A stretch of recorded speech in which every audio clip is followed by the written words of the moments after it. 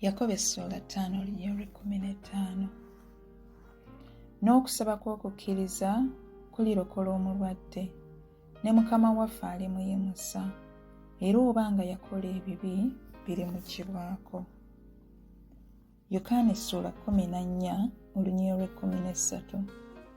Na buli kye munaasabanga mu linnya lyange, ekyo nnaakikolanga, Kitange agulumizibwenga mu Mwana. Makko essula 11:23.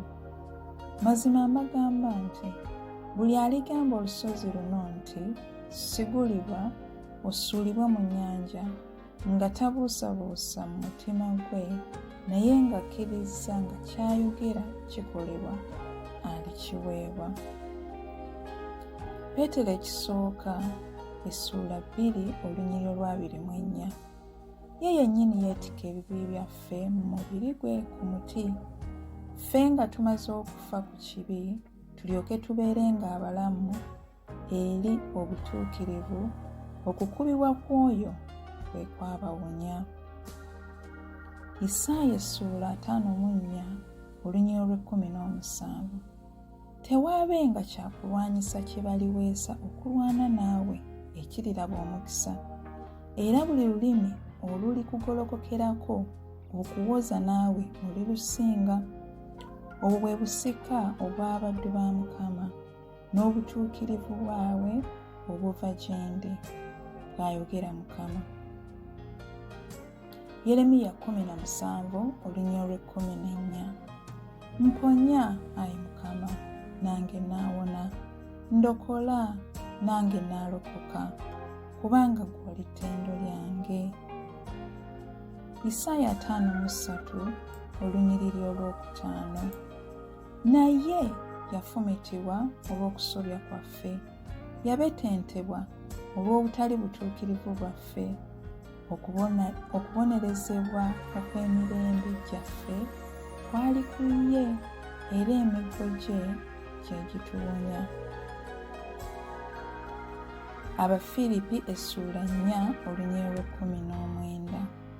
Era Katonda wange anaatuukirizanga buli kye mwetaaga, ng'obugagga bwe obungi obw'ekitiibwa bwe obuli mu Kristo Yesu. Isaaya 40:10. Totya, kubanga nze ndi wamu naawe, tokeŋŋentererwa, kubanga nze Katonda wo, naakuwanga amaanyi, weewaawo naakuyambanga, weewaawo naakuwaniriranga n'omukono ogwa ddyo ogw'obutuukirivu bwange. Abebbulaniya essula 11:1.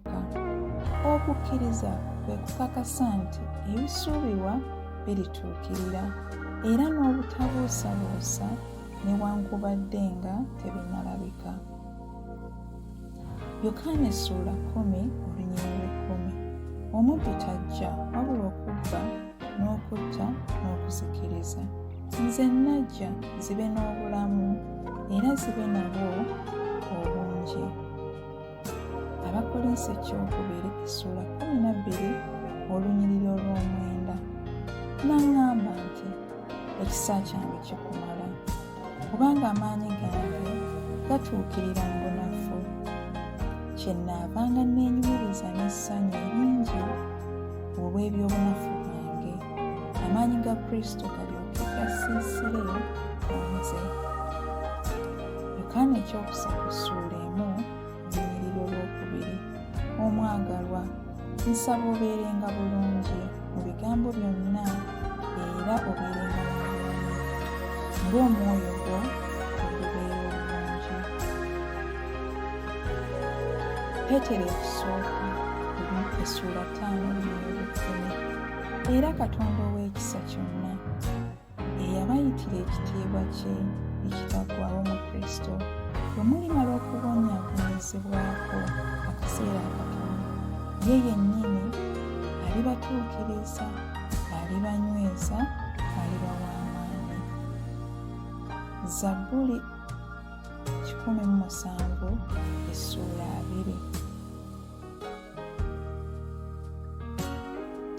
atuma ekigambo kye n'abawonya, n'abaggya mu kuzikirira kwabwe.